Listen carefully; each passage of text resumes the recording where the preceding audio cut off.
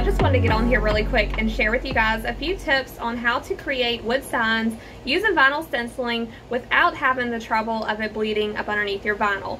So it'll be two different signs that I'm creating today to show you guys examples. So the first one is a wood plank sign. So this is one. You'll see the lettering turned out really well on this one.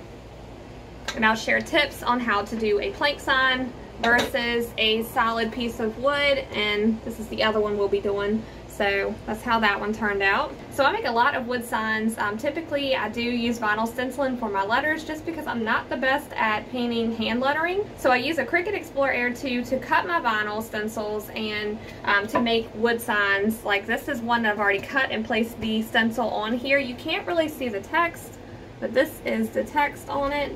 So I'm using my piece of vinyl as a stencil to paint this lettering on here. So what I have found to work for me is I use permanent vinyl for my stenciling. And I say permanent vinyl just because it's ready to adhere to whatever you're placing it on. So it really seals good to your surface that you're applying it to. So that's why I say that is the best in my opinion to use for it. Now I know other people may disagree. There may be people that use actual stencil vinyl, and that's fine too. This is just what works for me, and I can buy a bundle of them through Amazon and just, you know, go with that. Now the only issue that this can cause is if you leave this on too long, it can start to remove your stain. If you have a piece of stained wood, it can, even if you don't leave it on very long, sometimes it will pull away from this wood or the stain just because the wood's really soft, depending on what type of wood you use as well. Like this wood that I'm using here is an appearance wood board that you can get like at Lowe's or at Home Depot. It's just made for like shelving and things typically.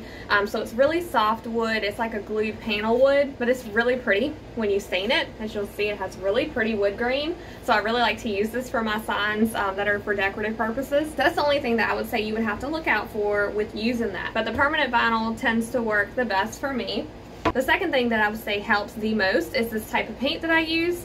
So I use Waverly chalk paint. I reference this a lot in my videos, but I get this from my local Walmart. You can order it online from Walmart. I'm not sure what other retail stores offer it, but I typically just get it from Walmart because that's what we have here.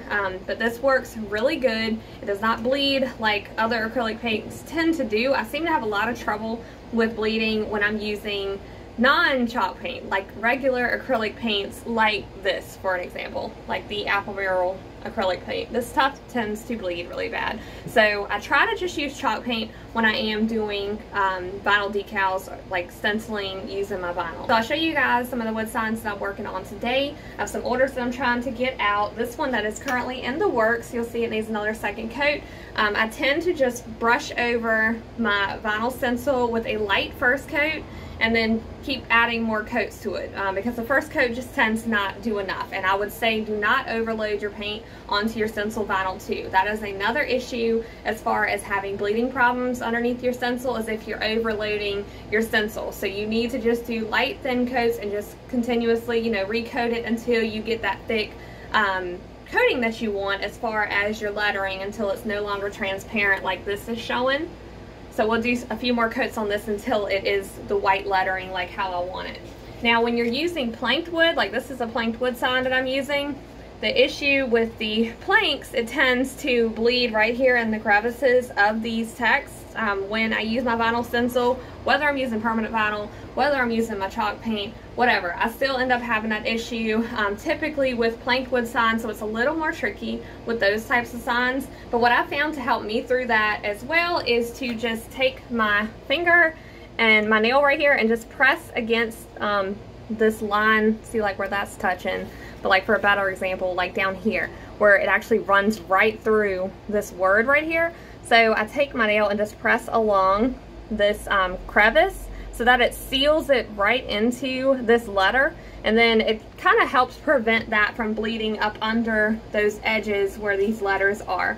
So that's just something else that I have found and learned along the way to help me with the bleeding issue as far as using planked wood. It's a lot easier to use vinyl stenciling on a solid piece of wood than it is planked wood, just because it's less of a chance that you're going to have that issue as far as bleeding in between letters and things like that. So we're just going to brush over our lettering, and I'm using just a regular paintbrush, And I will say how you brush on your paint is also key for this. So I just try to fill in my letters. I don't try to do a whole lot of paint. So if you are using anything but chalk paint, like if you do want to use like a colored acrylic paint, what I have found to work with that is use a sponge brush instead of a regular paintbrush, so you're not sitting here brushing up under your vinyl with your paintbrush. It just for some reason makes a difference when you're using chalk paint and when you're using acrylic paint. But just use a sponge brush and just dab onto your lettering instead of having to brush it in there. And then that might limit the chances of it bleeding through for you. I'm just brushing over my letters, even if it's kind of not filled in all the way. I don't worry about that because I'll get that with my second coat. You don't want to overload your lettering with paint because that typically is when that bleeding will occur.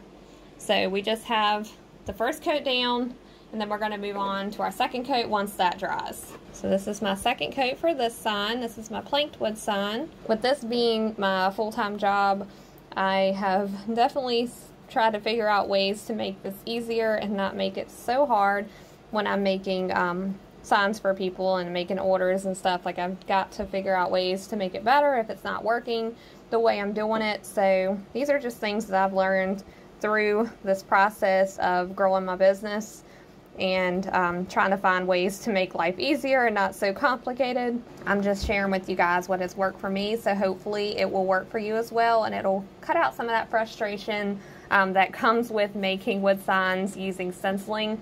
So now these have pretty much dried, I'm going to go ahead and remove my stencil off of this.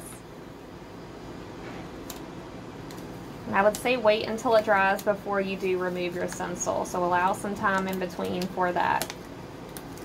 It just tends to do a lot better that way.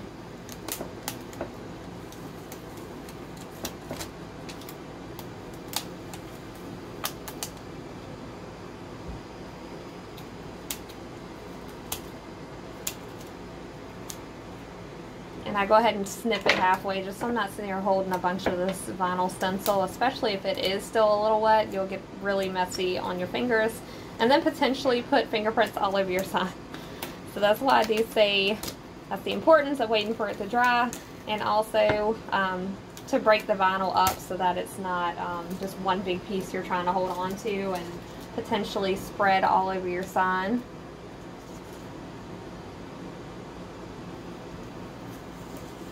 Sometimes it'll just break for you and you don't have to snip it.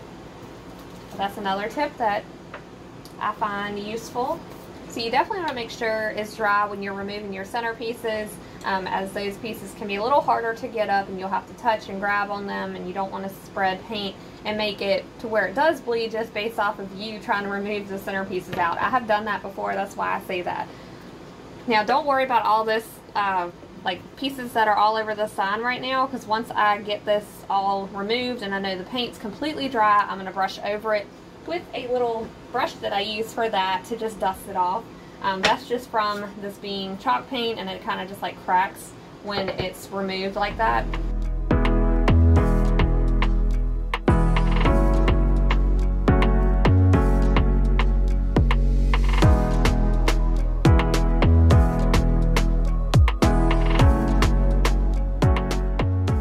When doing these signs, I always just assume already that I'm going to have to do a little bit of touch-up work at least once I finish removing all the vinyl stencil anyway. So I don't never expect it to just work and be perfect all the time.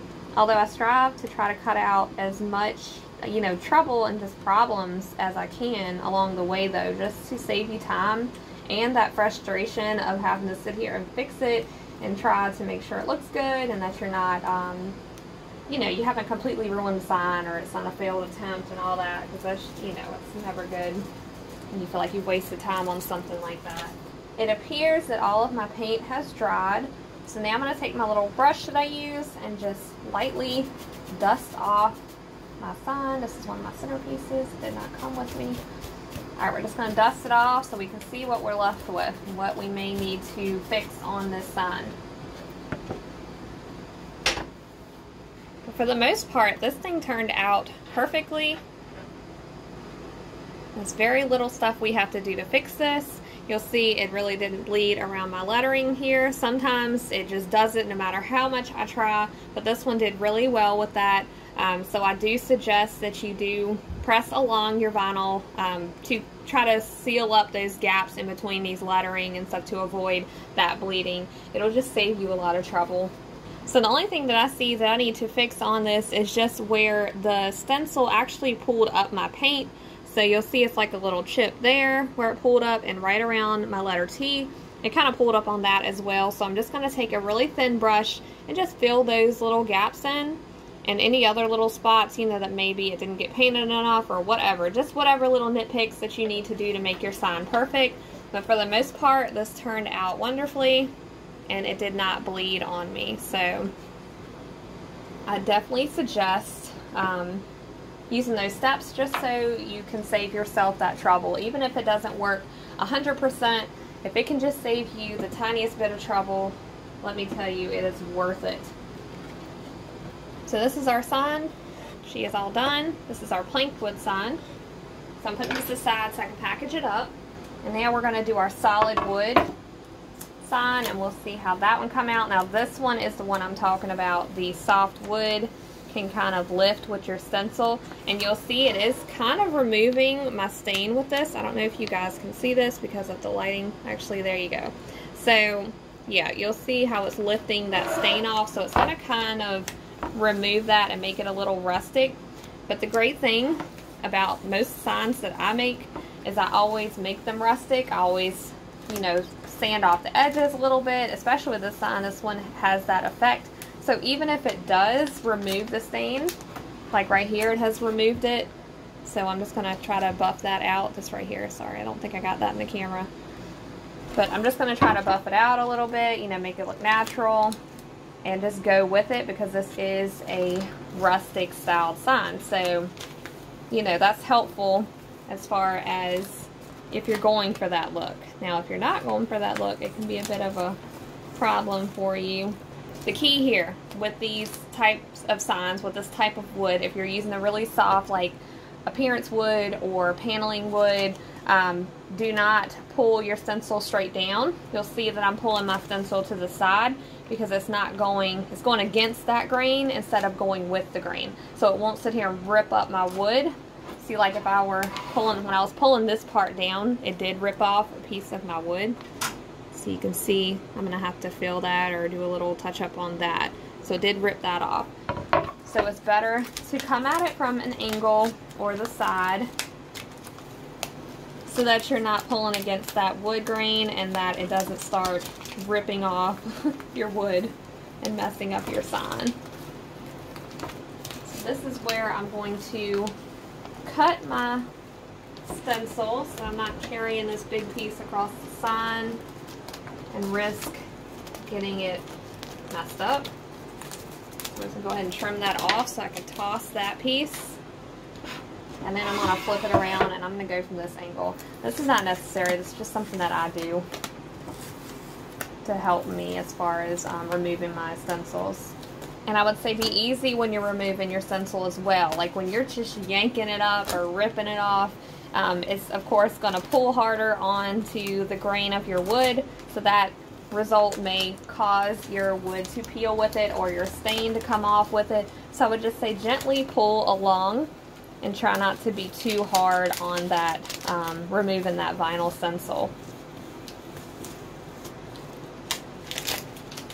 So now we have the whole stencil gone, and we just have to go in and remove our centerpieces for these. But you'll see already how crisp these letters are. Like, there is no bleeding, y'all. It's so pretty. Other than this stuff I'm going to dust off later, don't pay attention to that. But that is so clean. The same with this one. Try to make sure that all of it's dry before you go in and do this, so you're not over here, you know, accidentally put your hand against it and then press over here and leave a spot on your wood.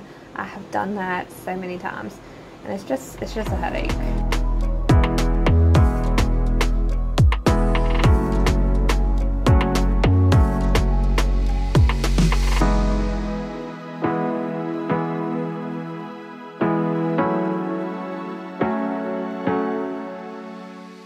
Now we we've removed all the center pieces out, and I am going to take my little brush and just dust off all this loose paint that has just gotten all over it. So we're just dusting that off, and there we have it. The only thing I need to go in and add is just my little heart. I always have a little heart at the end of this sentence for this sign, but you'll see it is nice and pretty. It did really good as far as our lettering. There is no bleeding. It's just a little few minor touch-ups where it did rip off my wood, like right there and up here. So I'm just going to go over and fill in my line where it ripped away from my W and my Y, and just take a piece of sandpaper and kind of buff out these little spots that look like that, and go over my edges, because I always have my edges sanded on this sign just to show the natural wood a little bit and give it more of that rustic feel. Thank you guys so much for watching. I really hope you found this video helpful. Be sure to subscribe for more tips and tricks in the future, and for other video tutorials on signs and home decor, and I will see you guys on the next video.